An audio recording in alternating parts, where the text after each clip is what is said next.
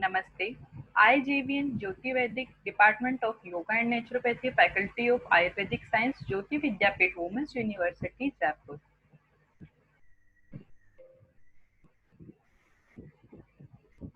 Our topic name is the human aura. What is the human aura? The human aura is a field of subtle, luminous radiation surrounding us and extending outward from our physical form. Auras are related to the electromagnetic field of the body and serve as visual measure of our mental, emotional, physical and spiritual states.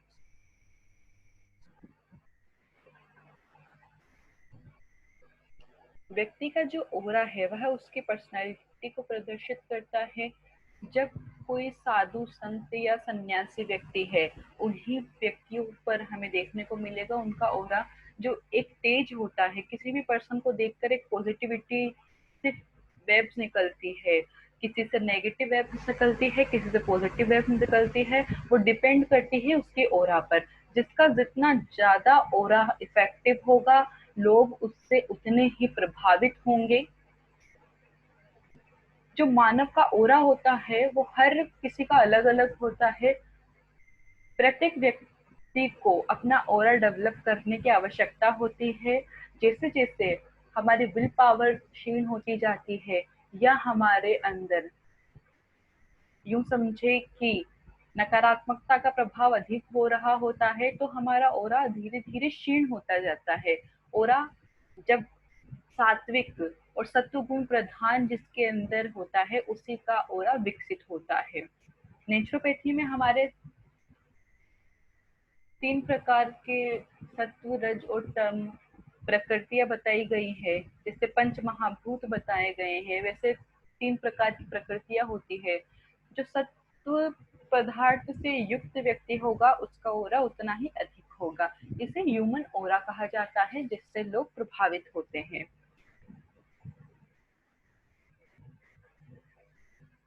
The colour of the aura may glow and relate with joy and vitality as we maintain a state of blessedness in God.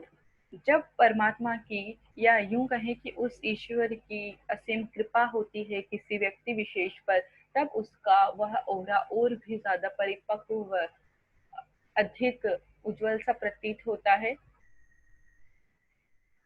और एक जॉयनेस वाली condition होती है। व्यक्ति बहुत प्रसन्नचित होता है अपनी उस स्थिति के अंदर।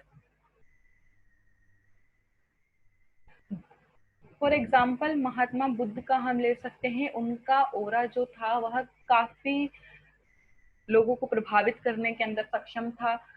जिस व्यक्ति का ओरा जितना अधिक होता है, उसकी बातों से, उसके एक भी सेंटेंस से लोग प्रभावित हो जाते हैं। उसकी कही हुई बात लोग मानने लगते हैं। वह जो बात कहता है वह धर्म के पक्ष में रख करके वह अपनी बात को सिद्ध करता है। इससे हम उसके ओरे का परिलक्षण कर उसे समझने में समर्थ हो सकते हैं। So it is always important to self-assess, to self-observe what are we feeling. हम इसके जरिए हम क्या फील कर रहे हैं, किस प्रकार की हमारी चेतना है, किस प्रकार की हमारी चेतना का स्तर है, उसे समझ सकते हैं। हमारी एनर्जी का फ्लो जान सकते हैं और हमारा मूड किस प्रकार से कार्य कर रहा है, मन की जो चंचलता है वह किस प्रकार से क्षीण होती जा रही है, उसको हम देख सकते हैं। Next, the chakras are like generating. जो चक्र है हमारे, हमने पहले भी पढ़े थे 6 प्रकार के जो चक्र हैं, यह ओरा उसे इफेक्टिव करता है। किस प्रकार से यह देखेंगे।